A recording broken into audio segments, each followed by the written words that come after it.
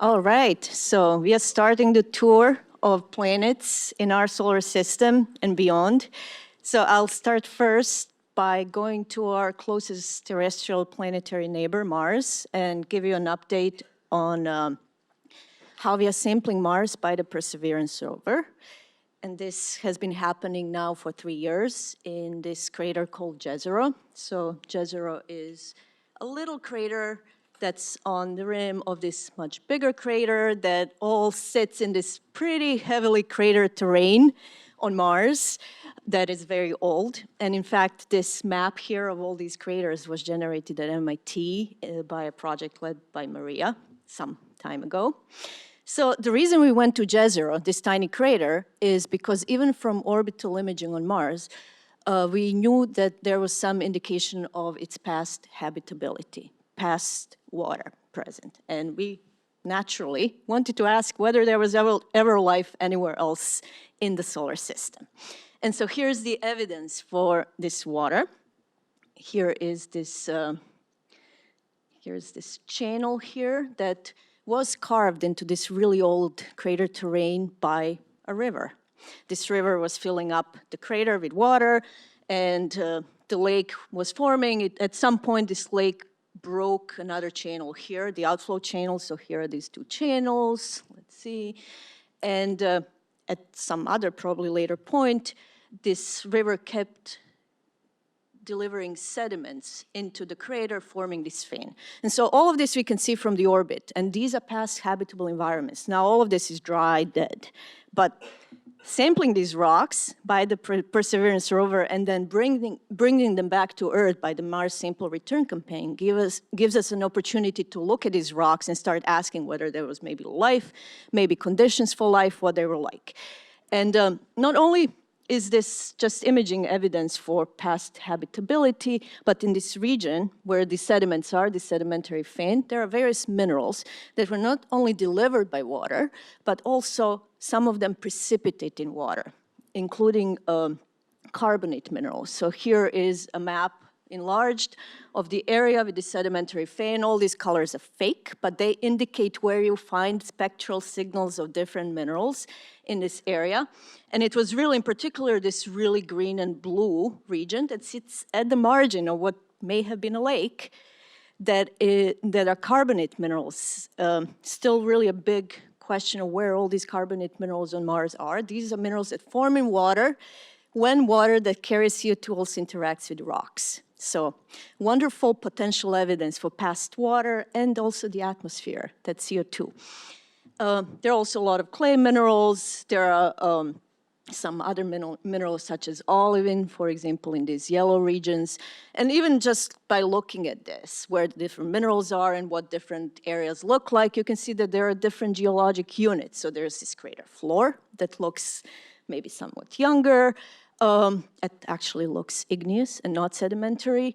There are these olivine-rich areas that are also on the crater floor. They actually seem a little older. So I'm now giving you the stratigraphy and the sense of what came first and what came later. There is the sedimentary vein. There is this margin that has carbonates, which really got our antennas tingling.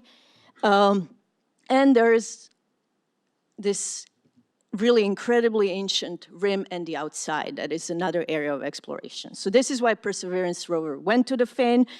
And as we started exploring, we started establishing more of these stratigraphic and sedimentological relationships, understanding what these rocks are actually like in the crater. And so this is just a rough estimate of how old they are. I keep saying they're ancient. But when you look at it, so all of these ages are just estimates based on counting craters in orbital images. And you can see these are very, very huge error bars. And so one of the reasons why we want samples to come back from Earth from this area is so we can measure how old they actually are, to tell us when the water was actually present on Mars. And if we find anything that looks like life or ingredients for past life, we can say when that was happening. So we landed about here, close to that olivine-rich region, and started sampling. We explored this area, then we started moving up the vein, we are right about here now. We've collected 21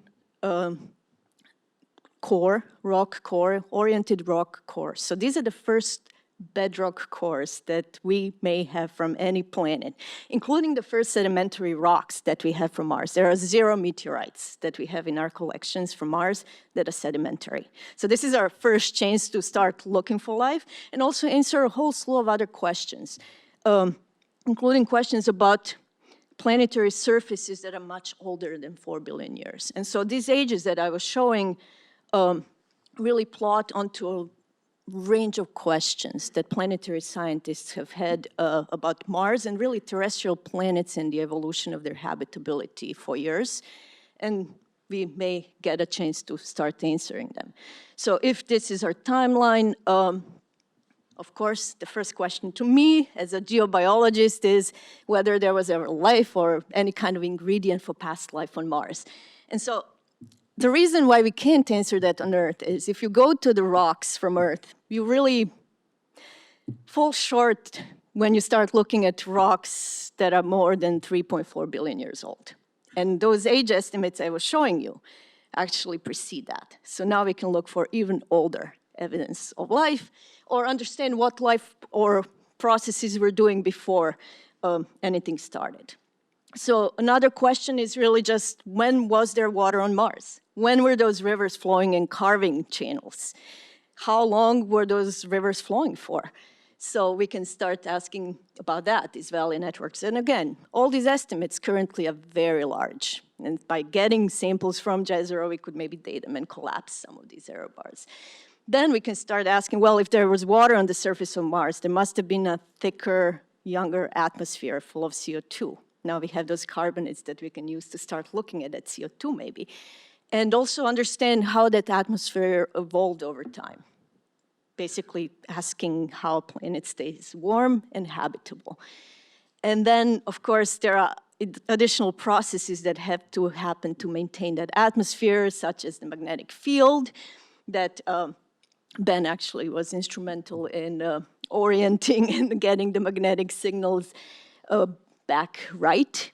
So we can start looking at those cores and asking when the dynamo turned on or off and how that relates to the atmospheric evolution, as well as really looking at igneous rocks and understanding how Mars was getting materials on its surface through time. And so we have a record of volcanism by sampling igneous rocks from the crater floor.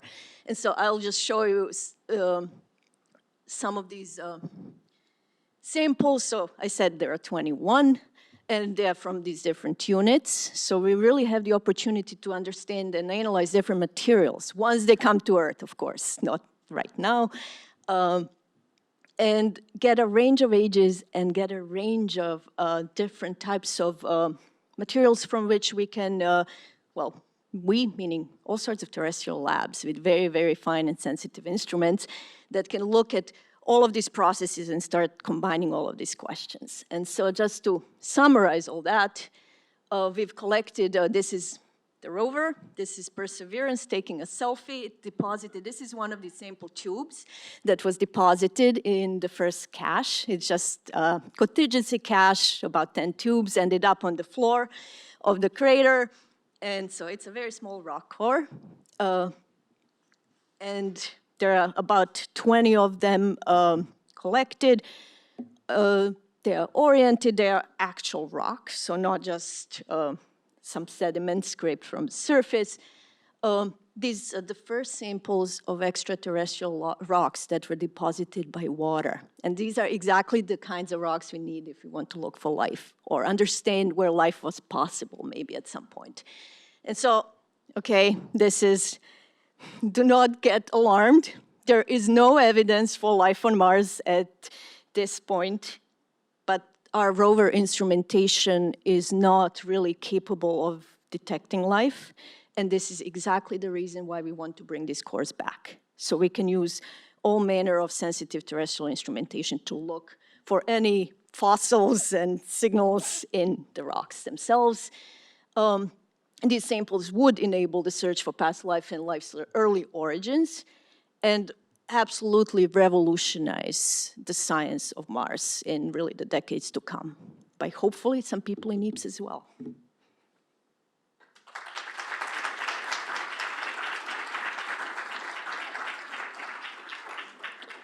Thank you, Tanja. So I'm Richard Binzel. I'm going to take us from Earth to Pluto and beyond.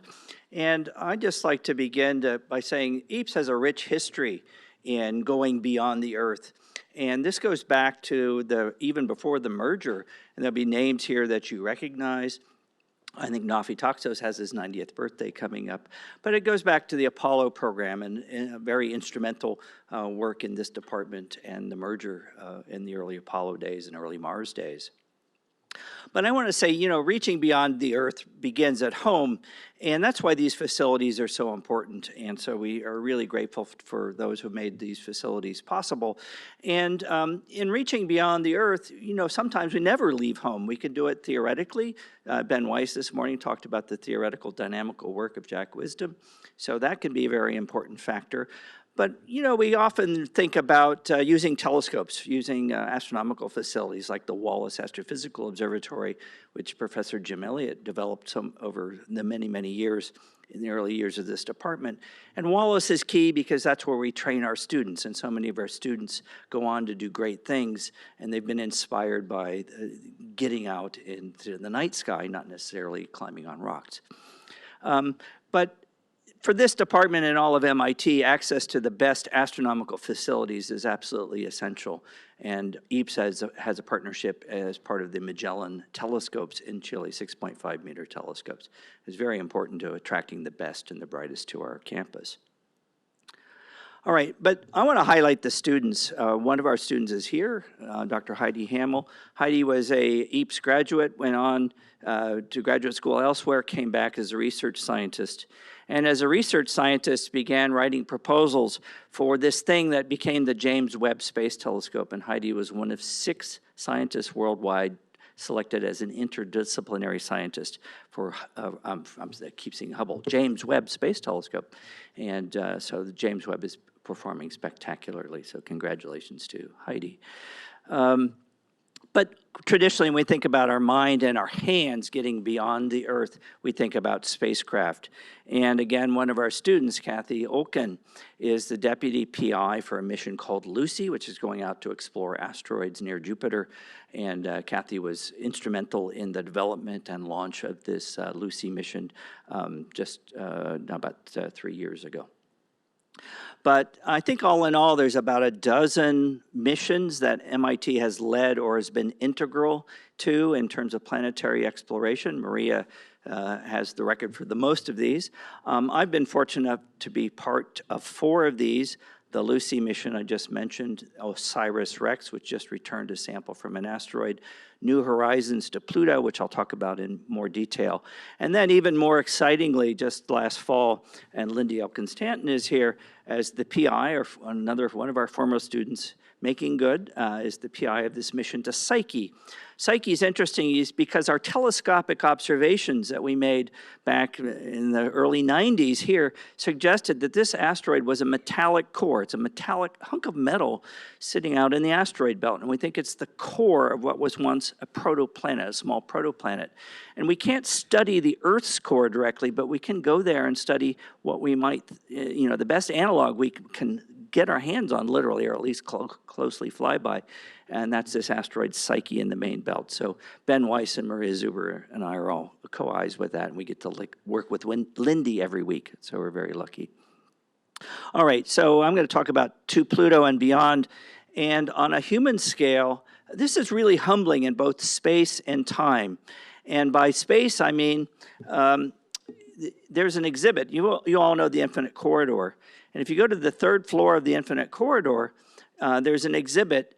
And the exhibit is based on a homework problem that I would give to students that says, if we had to scale down the entire solar system to fit into the Infinite Corridor, how big is the sun and how far away is the Earth? So the sun gets scaled down to the size of a golf ball. The Earth is over there on that water bottle on the far table. It's a tiny dot.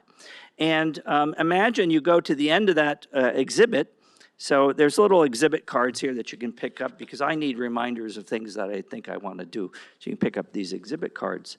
The fun thing for me is to go to the end of the hallway where Pluto is and look back at that tiny speck that somehow the creatures on that tiny speck sent a spacecraft all that distance and navigated it to within a few hundred kilometers of its aim point over 9.5 years. So the story here is that the academic life that gets supported here at MIT can support great things.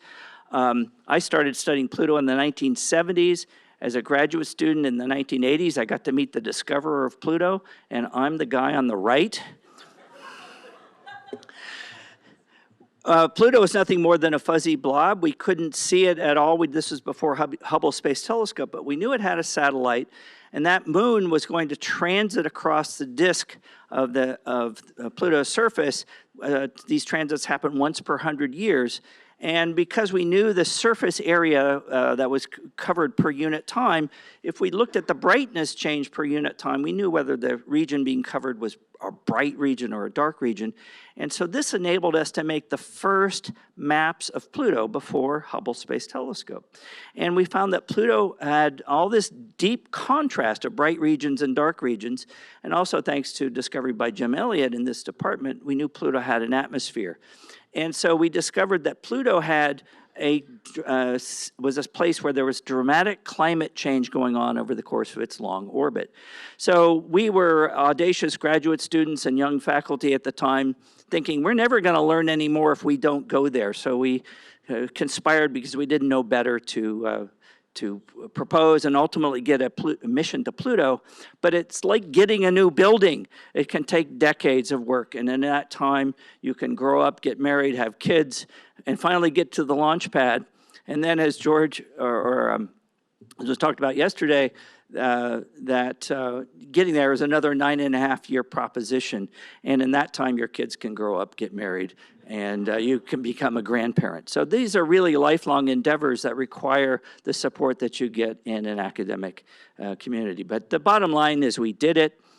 The science, some of the science we got out of this, I'll just give you one highlight as we look over Pluto and we see these vast ice plains. These ice plains are made of nitrogen. And we saw these flow features in these nitrogen ice plains.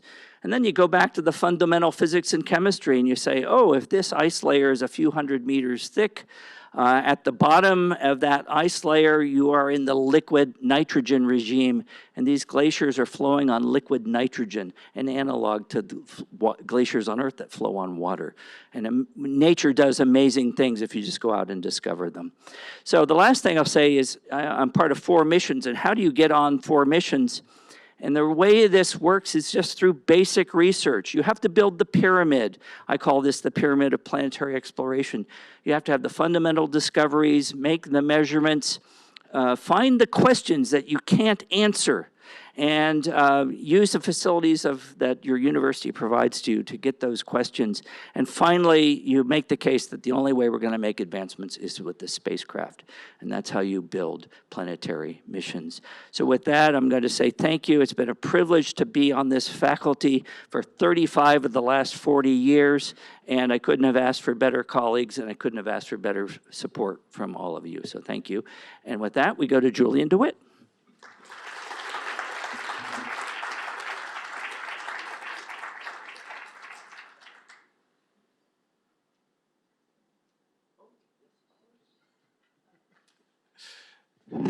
Hi, good afternoon, everyone. All right, good, perfect.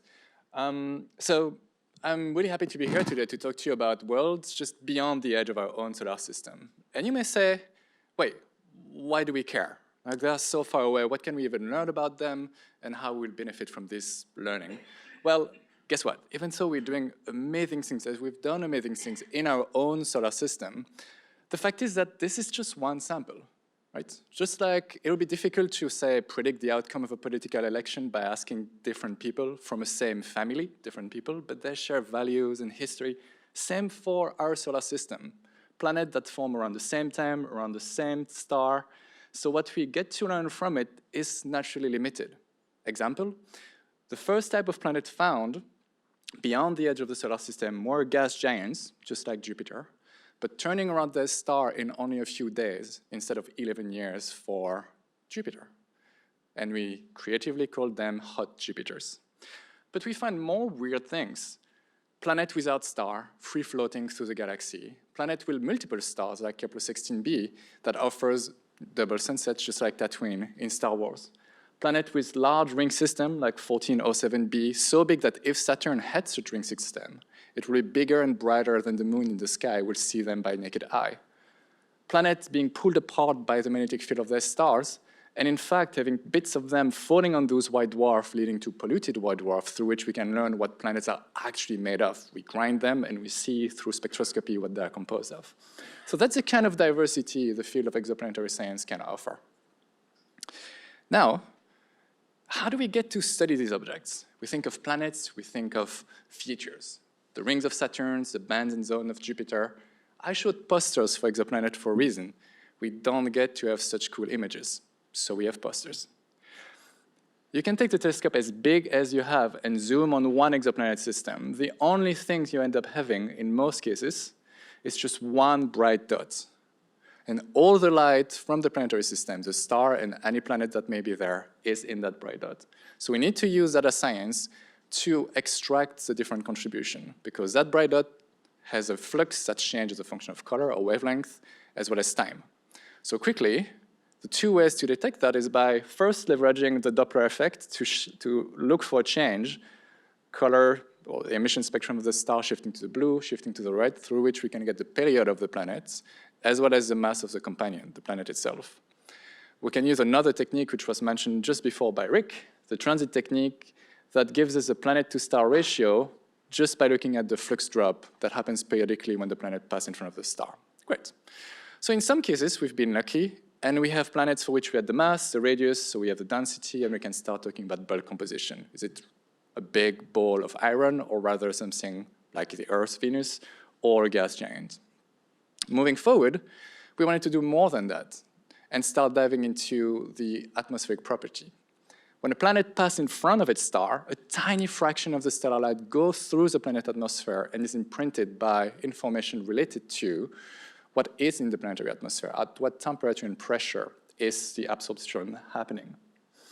And this is really where we're at right now. So this is an image that shows that the James Webb Telescope provides us with this rich information content. We see all of these molecular features. And now it's up to us to decrypt this, to translate this information, spectral information, into what molecule, in what temperature, pressure regime is affecting the stellar light. And guess what? The data from James Webb is so good that the extent to which we know light-matter interaction is the limiting factor. We have to go back to quantum computation to estimate how different compounds affected by a background gas that is not your usual N2 will be absorbing the light. And that's the only way for us to reliably transcribe these spectra. So what do we do in our group?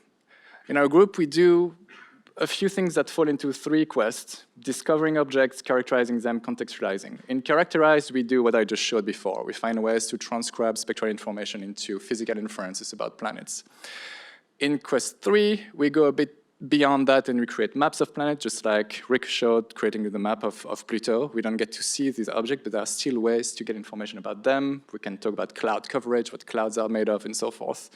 But I wanted to spend a bit of time looking into the discovery quest to talk to you a bit more about the telescope that was introduced this morning, a telescope that we built in the Canary Island, just off the coast of Morocco, Artemis. Artemis is part of a network of telescopes that we built following the discovery of the TRAPPIST-1 system, which is still today the best place to search for life beyond the edge of the solar system. It's a system with 7 Earth-sized planets, all of which are temperate, and they are accessible with current technology. It has been the favorite target of James Webb over the first 2 cycles of mission, right? And by the way, it was found with a $600,000 prototype telescope. And it's a favorite target of a $10 billion telescope in space right now. So we move forward and we look for other systems like this one, because they are obviously the best place to search for life, as I said, but also an unique opportunity to revisit our understanding of terrestrial planet system, because there's 7 of them in a completely different configuration. But it is also an incredible way for us to support our education mission. This is a robotic telescope, and we have already trained over 20 members of our community in using it. Beyond that, because of the agreement we entered when we built the telescope in Tenerife, we've been managed to restart flagship education course, the MIT Astronomy Camp, which was happening for over 30 years in Arizona and wasn't happening during COVID, and we didn't manage to restart it. But now, for the last 2 years, we've been able to send the MIT Astronomy Camp in Tenerife, and every single student has had a blast. So what's ahead for us? Well, we have a second telescope that's going to be built next year, and hopefully we have half of the funding for a third one. We will be complete in the near future. So all of this is possible thanks to an amazing team and an amazing department. So thanks everyone, and with that I'll pass the ball to Richard Teague, that is going to bring us even further, both in terms of distance, but also in terms of time when planets form. Thank you.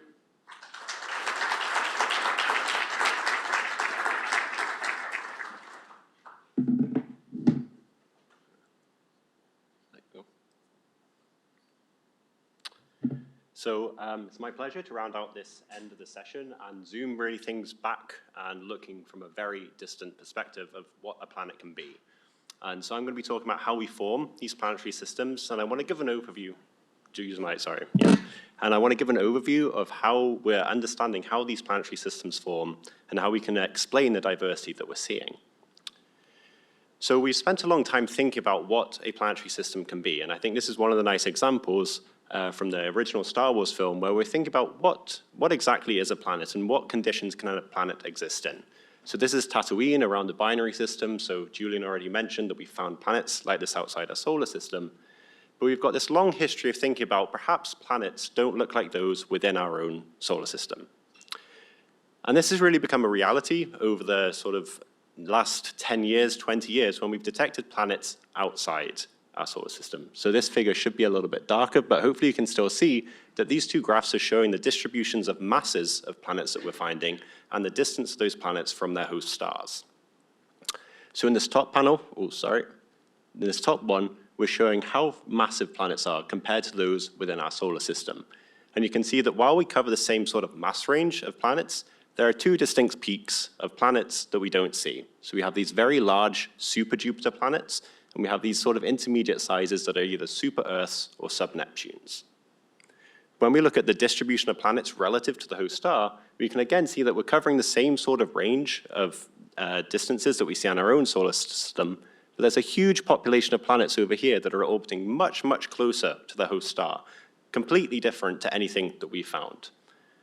And so the question is, when we're thinking about planet formation, how can we build a recipe for building a planet that not only respects the sort of incredibly detailed picture we have of how the planets formed within our own solar system, but at the same time can produce this sort of diversity that we're seeing outside the solar system? And this is really the challenge that we're focusing on. Now, over the last 10 years, a huge amount of progress has been made in this field, and this is really thanks to this wonderful telescope, ALMA, so the Atacama Large Millimeter Array. This is a sub-millimeter radio interferometer that's sitting high up in the Atacama Desert in Chile. And so you can see here that it comprises of around 55 of these 12-meter dishes. So these are really big. You can't really appreciate the scale of this telescope until you're actually there. And you can see that it's really existing in this breathtaking environment. And it's quite literally breathtaking. At over 5,000 meters high in altitude, this is the highest observatory we have on Earth. And if you're one of the lucky few that can go up there to observe this observatory, you're going to need oxygen masks to be able to be up there for a long time. What's particularly impressive about this observatory is that each of these telescopes can be picked up and moved, and so we can put it into a different configuration.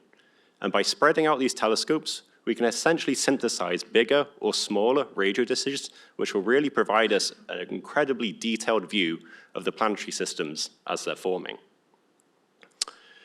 So when we use this telescope to observe protoplanetary disks, we can start to observe the dust around these young stars and the structures that they're forming. This is some work from a large program that I'm leading here at MIT called ExoAlma, where we're trying to understand the genesis of these planetary systems. And these 15 sources, we've sort of taken some of the deepest observations anyone has taken of a protoplanetary disk to date to understand how that dust and gas is distributed. And from these images, you can see that these are incredibly structured environments. They're not nice, smooth distributions, but you're seeing gaps and rings and perhaps vortices. All this evidence of ongoing planet formation and interactions between the newly formed planets and their parental disks. So while this is really sort of encouraging that we're seeing the effects of planets forming around these young stars, we really want to be able to see the planets themselves. And so there have been a few cases where we've actually been able to detect these planets. So this is really wonderful work led by my close collaborator, Miriam Benesty, where we combined a huge amount of data from ALMA, focusing on this one particular disk to try and understand whether we saw evidence of planets within this cavity that were causing such a ring. And as you can see here, when you integrate for long enough, you combine enough data, indeed a little point source pops out here. And so this is a zoom in, and this is the planet PDS-70C. So this is actually a huge object. Don't let the scale fool you. The orbit of Earth can actually fit within inside this little blob, so this is a huge amount of dust. And we think this is a young planet and the moon-forming system around it. So we can also use ALMA to not only try and detect the dust in these systems and evidence of planets, but we can look at the material that are forming the atmospheres. So with things like JWST, we're able to look at really exquisite spectra coming from these exoplanet atmospheres, and we want to understand, do we see the same composition in the material that's forming those planets? This, again, is a comparison of all the different molecules that we found in one particular disk. And you can see that the morphology, depending on the molecule that we're looking at, looks distinctly different. So some of them are showing these distinct gaps and rings, others are more sort of homogeneous in their distribution, and while others are really only peaking up around the star. So this is telling us about the rich chemistry that's going on in these systems, and it's going to give us clues about how we're producing the molecules that we need to understand perhaps the genesis of life on terrestrial planets. Looking at the gas can also tell us about the dynamical structure of these disks. And so this was something that Ben touched upon earlier this morning, but we're now able to measure the velocity structure of these disks to a precision of around 10 meters per second. So this is really incredible. You can really see very subtle variations in how the gas is moving around these disks, around these stars. These images are showing you the variations in the gas velocity structure that we see relative to the rotation of the gas around the star. And we're seeing all sorts of structures. So we're seeing these spiral arms that we saw this morning, perhaps more complicated spirals, these annular features, or these very localized features. Again, all of these are indications that we've got young planets in these systems perturbing the gas structure around them, and they're allowing us to identify where these planets are forming and when they're forming relative to the formation of the star. This is a really observationally led science, but we're able to couple these observations with our numerical simulations of planets within disks. So we run these complex hydrodynamic simulations, understand how the planet drives these structures and spirals, and we can really test our models of planet formation. And so this has really been the step forward that we've been able to make, that now we have these observations, we can really test and refine these models. Now, a colleague commented to me that every single astronomy talk they see always ends with us talking about the next generation of telescopes that we need to go further, and so I'm going to do the same. The future is very bright, and we've got one telescope that's up on the horizon, which is the next generation very large array. So ALMA spreads on 16-kilometer baselines. The NGVLA is going to cover the entire continental North America. And so with this sort of telescope, we're going to be able to zoom in and look at how planets like Earth are actually forming around their host stars. And with that, my time is up, and so I thank you for your attention.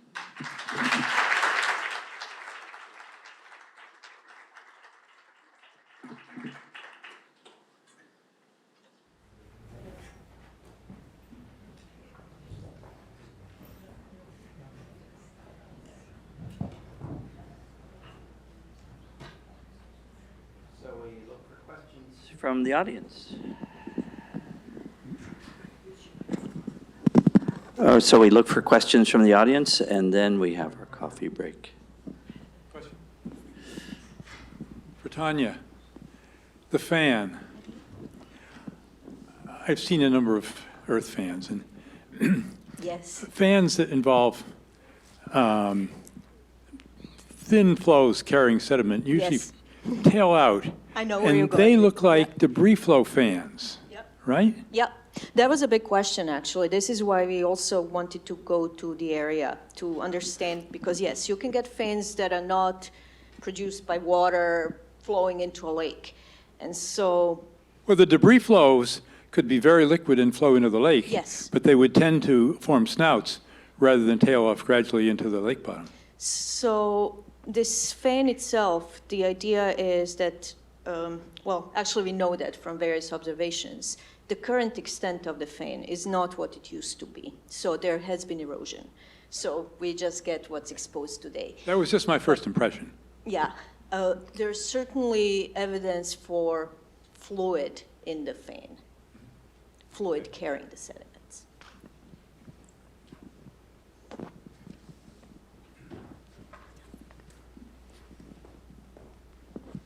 Thank you. So just a quick question for Professor Teague.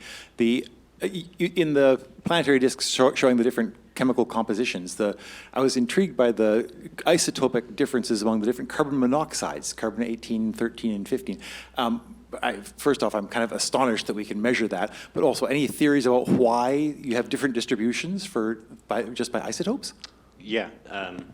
So we're actually able to get a whole range of different isotopes in these disks, which is really impressive. We can do carbon, oxygen, nitrogen, sulfur. We can do the whole range of them. And it really depends on the particular isotope, the reasoning that we have different distributions of them. So the fractionation process that we have to invoke will vary from molecule to molecule. And so this is a really active area of research because we're finding it's much more complicated than we had anticipated. So for example, in the 13 carbon story, we're seeing different molecular reservoirs have different distributions. And that really depends whether we're forming these molecules on icy grains or whether we're forming them in the atmosphere through gas phase chemistry.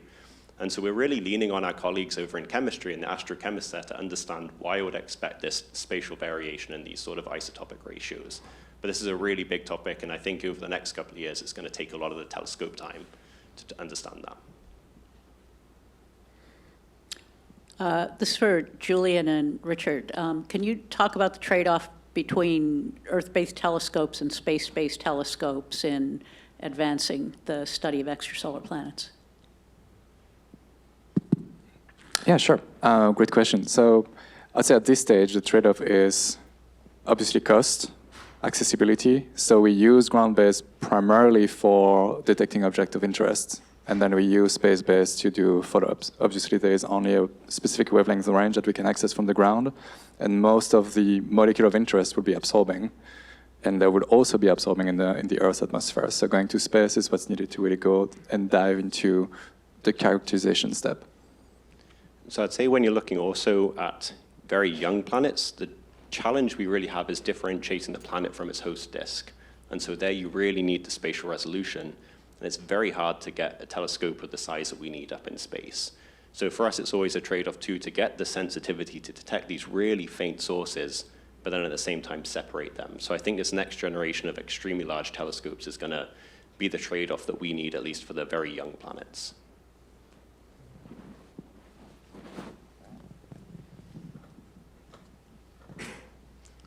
This is not too MIT-ish a question, but when you're dealing with very, very large objects, very, very far away, and you're observing them from a long time ago, does it ever feel as a profession that there's kind of an itch you can't quite scratch? Yes, I think there's always something bigger and farther, but that's the role of exploration. I mean, there's always something over that next hill, over that next horizon, and I think it's just the foundation of curiosity. But there are things you'll probably never know, right, obviously. And then Obviously, you push but- those frontiers out, but I'm wondering, forgive me, but kind of emotionally, given what you do for a living, does that frustrate you much? No, it wakes you up in the morning and it sets you back to work.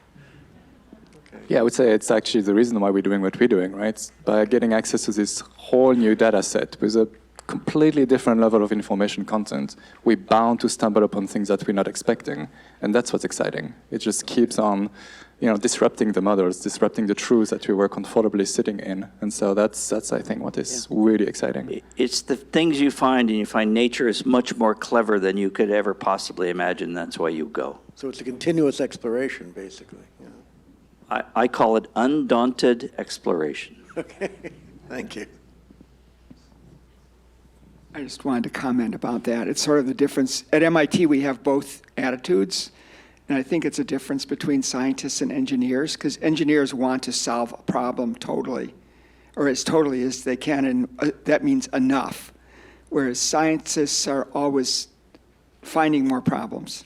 It's part of what you do. I mean, that's a big part of what we do is we solve everything we solve, we expect to find one more thing, at least, if not more than one. And that's called job security.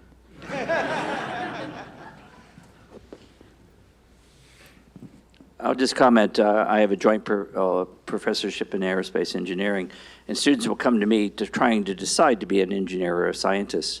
And I say, do you like solutions? Do you like questions? If you just continuously ask questions, you're a scientist.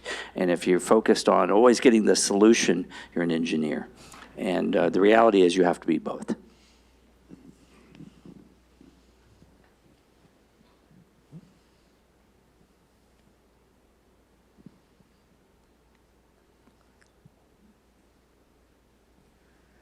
Where? That was so profound. Yeah, I know.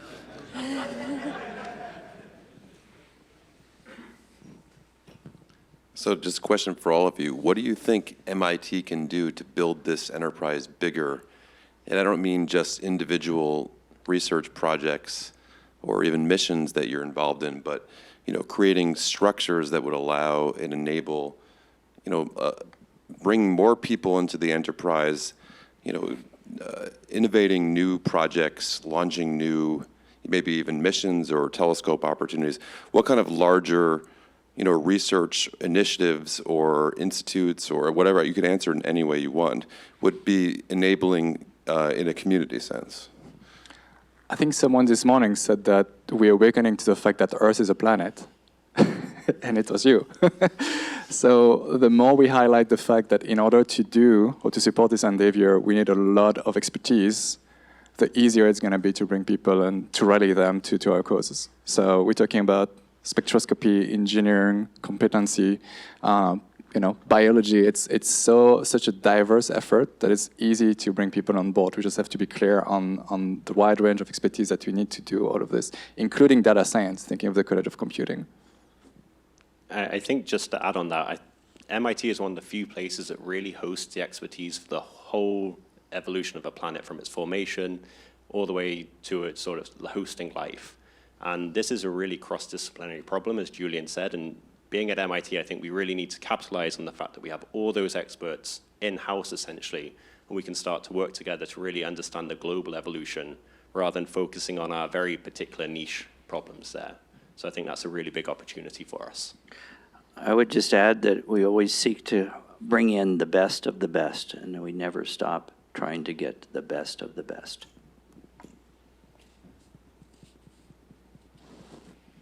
I think with that, we need to thank our speakers